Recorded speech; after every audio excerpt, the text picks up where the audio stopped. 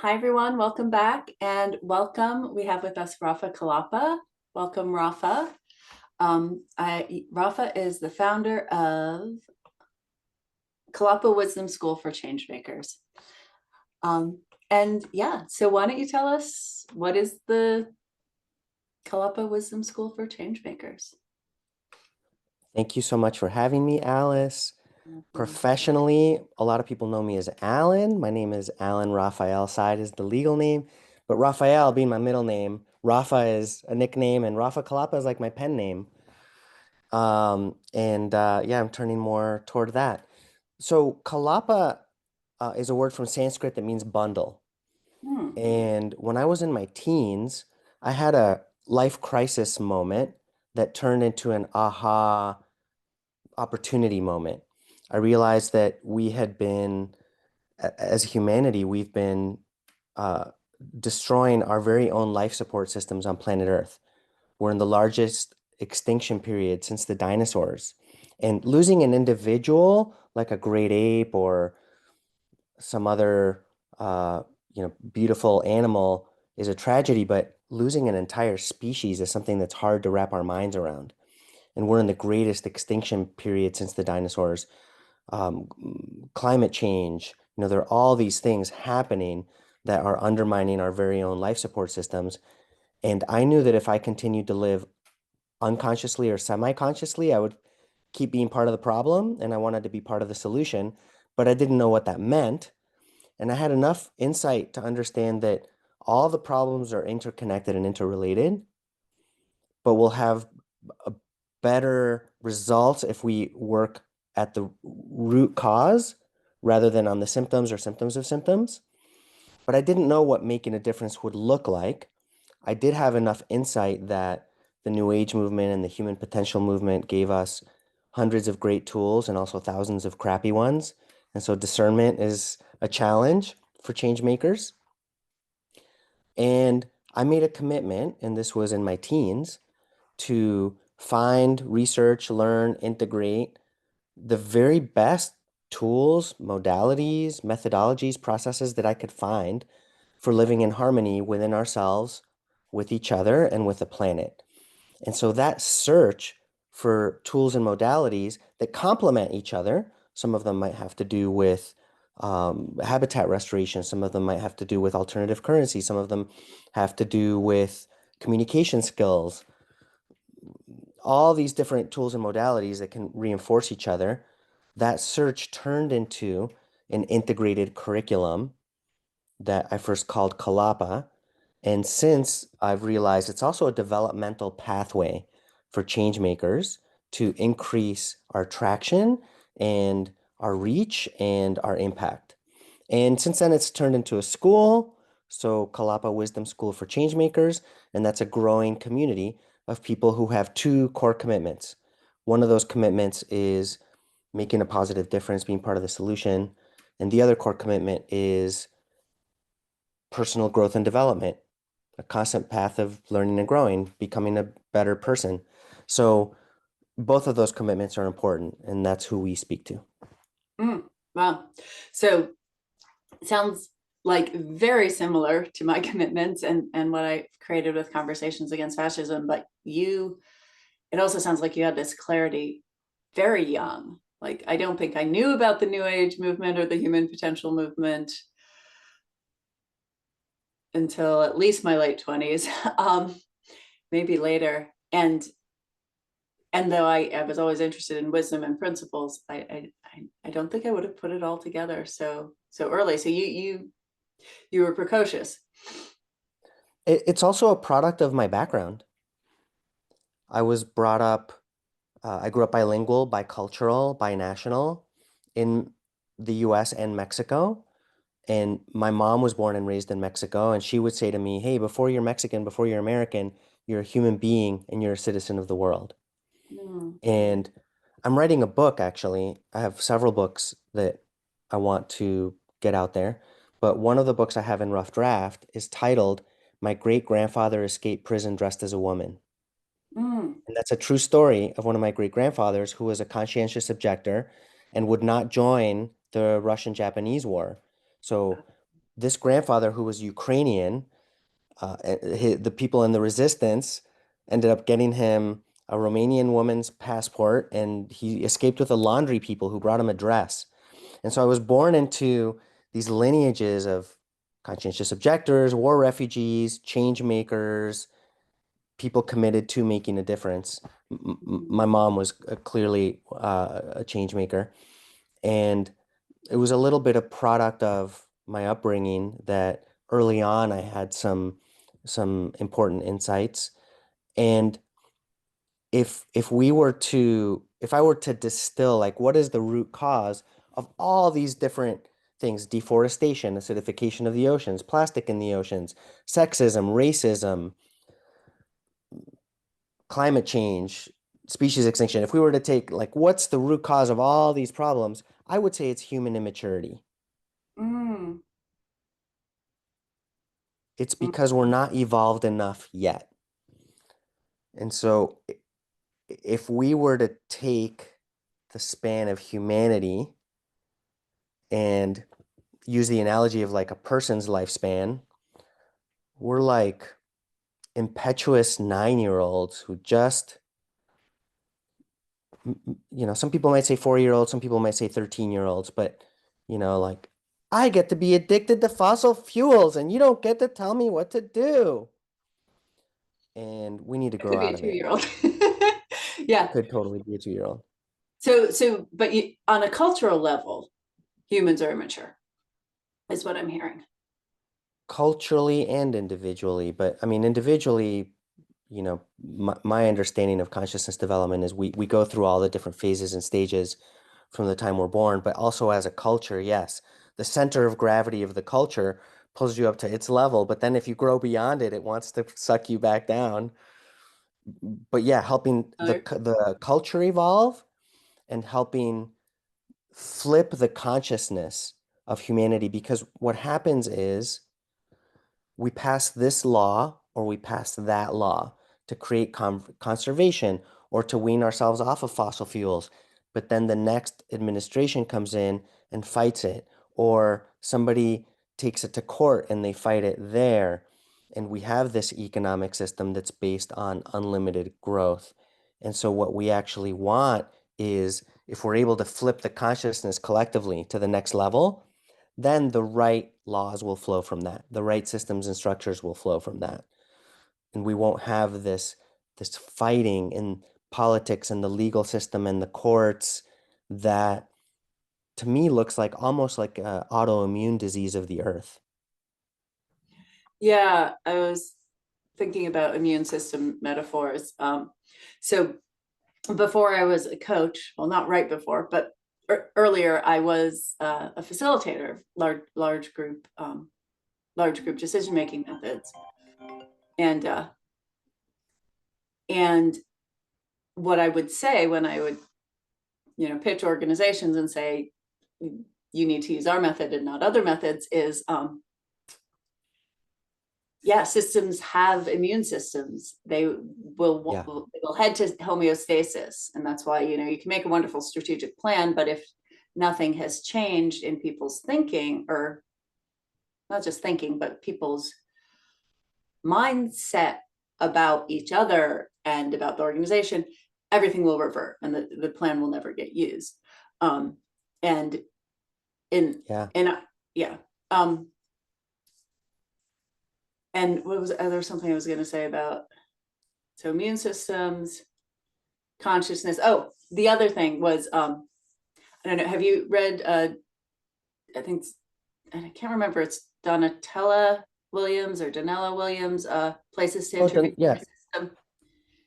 Yeah. I mean, she was one of the co-authors of The Limits to Growth. Yeah. I met her before she passed away and took a beautiful workshop with her. Oh my goodness. Yeah. So, because at first I was like, I don't know, using the individual as a lever for cultural change. I don't think that'll work. But what she says, the highest level to intervene in a system is paradigm, right? Like if you can shift the paradigm, Yeah. everything will follow. Yeah.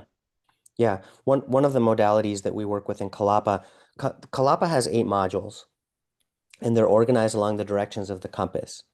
So north, south, east, west, and the corners. And in our North module is essentially about sense making, meaning making, having a conceptual framework of the world that makes sense and is functional. If I go to your town with an old school paper map and try to find a certain park, and I get there and I find a parking garage and I double check the intersection and it's the correct intersection, and I'm like, what? And then I look in the corner and it says printed in 1924. Mm, okay. That's the idea, is like working with an old paradigm. And so having a conceptual map of the world that's functional and makes sense, that's part of our North module. And one of the important frameworks that we work with there is Ken Wilber's integral framework. And within the integral, there are several elements. It's one of the workshops I teach. There are 6 elements that I teach within the integral framework, and one of them is the 4 quadrants, which talk about the interiors and exteriors of individuals and collectives. So individuals and collectives have interiors and exteriors. So, for example, my exterior, we could measure the angle of my elbow and say it's 89 degrees, or I weigh so many pounds. Those are the things that can be weighed and measured, but you can't see what I'm feeling or what my intentions are, or whether I'm thinking about my childhood home. That's part of the interiors, our interior experience. And collectively also, we have collective exteriors, our systems and structures, and both natural systems and human systems. But then our collective interior is that cultural piece. Do we have shared meaning? Um, what is what's the shared understanding? What's the shared worldview? And so that collective paradigm, being able to shift that is really important. And one of the insights from the 4 quadrants of integral is none of the quadrants can be reduced to any of the other quadrants. Hmm. And a lot of people are tempted to be reductionists and reduce everything to one of them. And yes, the work at the What are individual the level other is really quadrants? important. What are the What are other the quadrants? Yeah, yeah, because you said the north was, you said thinking or truth or Well, something. sorry, I switched from one thing to another. So Ah, we have so Kalapa has 8 modules that are organized along the directions. One of those modules has within it as some of the best practices, Ken Wilber's integral framework. okay, And the integral framework, one of the elements in that is these 4 quadrants. okay. And these 4 quadrants um, map out the interiors and exteriors at the individual level and at the collective level. I got you now. Yeah. And so when you're talking about working as individuals or working collectively, or do we work on systems and structures, it's like they're all influencing each other, they're all important. But yeah, well, ultimately we need to shift the collective paradigm and shift the collective systems and structures. Working at the individual level is necessary but not sufficient.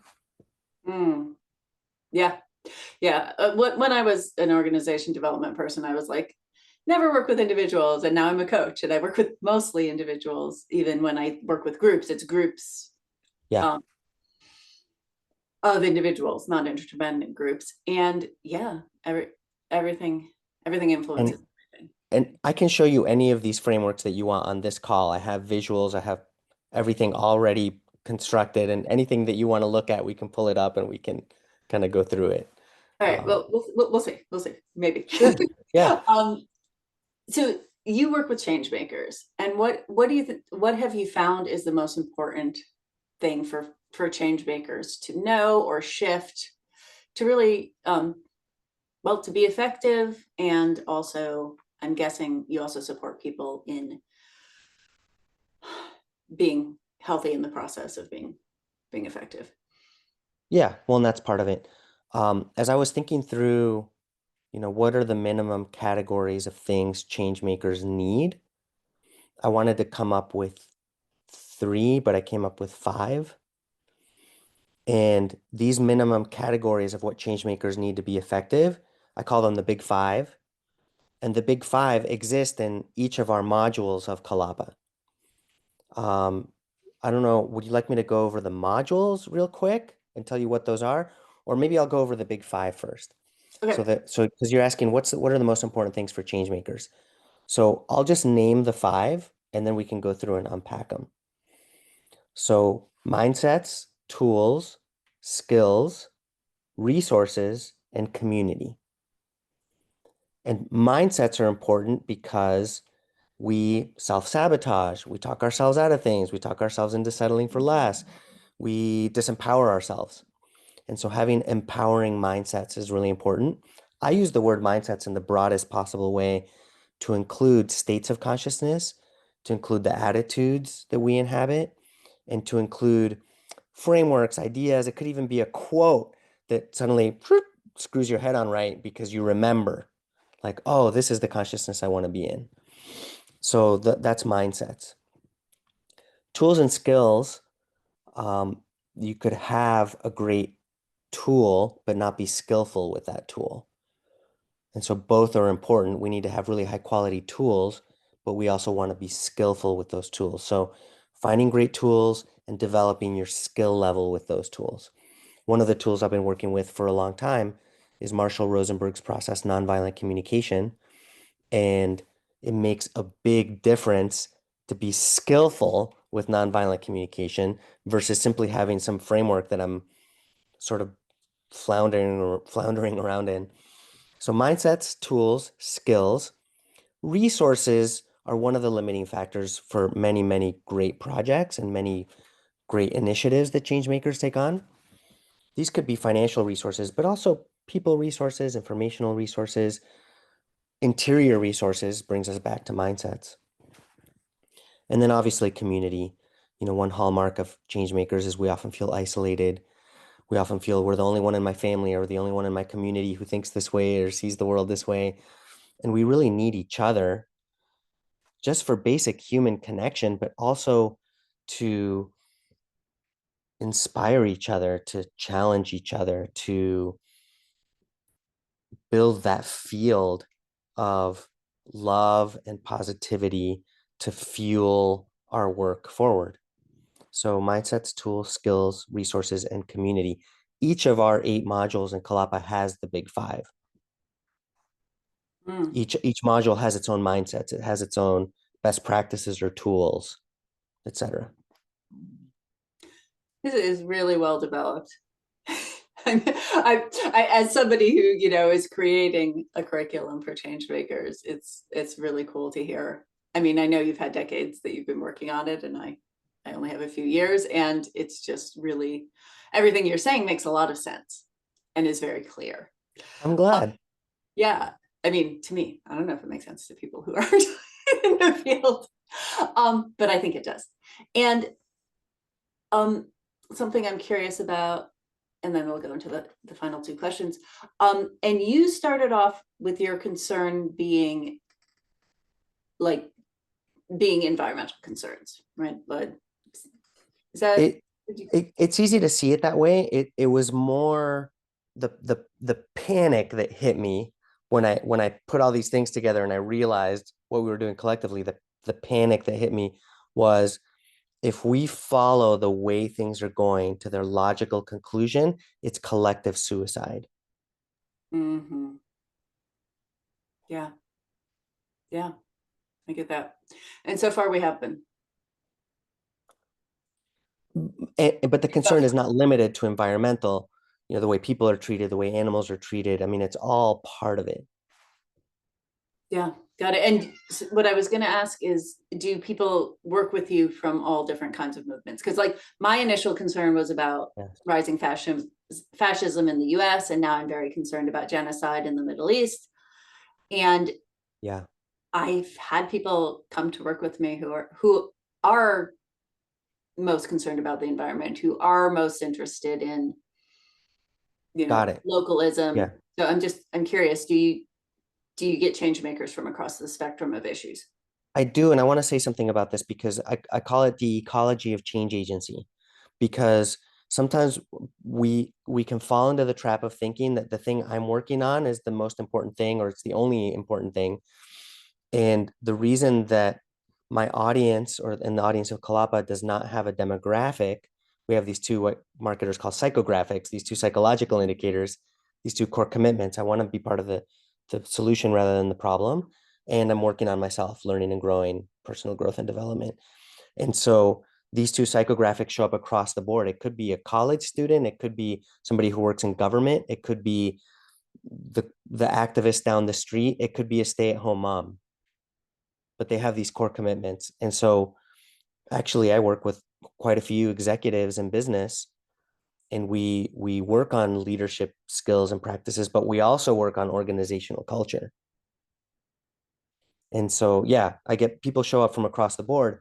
And so we need to honor that there's all these niches for change makers, and whatever your niche is, great. And so that's part of my selfish desire to create a multiplier effect. I want to Mhm. help people working on whatever area they're working on. I want them to be more effective at what they're doing. That's that leads right into my second to last question, which is how, like, what would you recommend to someone who doesn't know what their place in the movement is, doesn't know what their place in the world is? They know, yes, they want to be part of the solution. Yes, they're working on themselves, but what does that look like in their, outward expression? Yeah. How do they find that? Someone who's kind of getting started and kind of exploring like what their place is, or maybe Or they've been at it changing. for a while, or Yeah. changing, yeah, going through a phase, Starting or changing, changing, or just, but they have this evolving. sense that something's pulling them, but they don't know what it is. Yeah. There's so many ways I could answer that question. One of the first things I do with some of my clients is a values, life purpose, vision clarification exercise. And I'll share that. I'll share 3 questions that help people find their life purpose, just from the purpose section of that exercise. And then I'll share another framework that I like very much. That's a simple Venn diagram. So in order to explore, like, why am I here? What's my purpose? What should I be up to? I have people ask themselves, what do you do that feels effortless? It's as effortless as breathing. And I have people brainstorm, they make a list. I do this as a weekend long workshop. And so these things that we find ourselves doing effortlessly, even if we're working hard, it feels like effortless effort. The second question is, what do you love? You love to do it so much that you lose track of time. It could be anything. It could be coaching, it could be planting trees, it could be artwork, but you lose track of time because you love this thing so much. And the third question is, what have you achieved? What are the things that give you that sense of satisfaction, fulfillment, that sense of achievement? It could be big, it could be small. We're not judging it doesn't have to be grandiose. It could be, I helped a little old lady walk across the street with her groceries, and that really gave me that sense of fulfillment. But you make a list of all the things that give you that sense of fulfillment and satisfaction. And these 3 questions, what do you do that's effortless? What do you love? What have you achieved? They're like pointers, they're like signs that point in a direction. And if you can find the convergence or find a way to integrate your answers to those 3 questions, those are very important clues to like, what's my purpose here? That's really wonderful. The I think, second, yeah, oh, go okay. ahead. Okay, go ahead. The other one is a Second is thing. a ancient Japanese term called ikigai, Ikigai, Venn diagram of 4 circles. And one circle is, what do I do best? The second is, what do I enjoy? The third is, what most serves the world? And the fourth is, what could be my economic engine? And ikigai roughly translates from Japanese into purpose for being. So there are different ways to use the ikigai model. You could brainstorm in all 4 of these areas, pointing at something. So that's a place to get started. But you can also find mentors, get a good coach. You can find people who help, kind of like point to the path. Mm, nice. Yeah, the second one, I did not know it was Japanese, and I'm familiar with those questions and trying to get them to overlap. The first Yeah. one, even though maybe the questions are familiar, it's very evocative for me. Like, what do I do that never feels like work, right? Um, Yeah. yeah, yeah. I'll tell you something super interesting. I woke up at like in 2 in normal the session. morning. Yeah, good. Do we need to break? No, go ahead. Oh, Tell your story, but I just let woke up me at know. I woke up with an aha moment that I could turn this startup, which is this school for change makers called Kalapa, and I could gamify it so that the people working in it and building it and creating it feel like we're playing a game rather than building a business. And the people who are engaging also feel like they're part of this collaborative game. And so that's one of the pieces we're working on, is turning Kalapa Wisdom School into a collaborative game. That's wonderful. Yeah, so the very last question is, tell everybody about your free gift. I have lots of potential free gifts. I think the one that I added on your page Oh, is some. It's a free video training series in nonviolent communication, which is our East module in Black belt Kalapa. It's communication skills. Is that what you're thinking of? blackbeltcommunicationskills.com. Yeah, okay. So yeah, okay, go ahead. Go ahead and describe it. I just wanted to make sure you'd remember it. Right. So I mentioned our North module is about sense making. Our East module is about interpersonal effectiveness. And nonviolent communication is one of the best tools for that.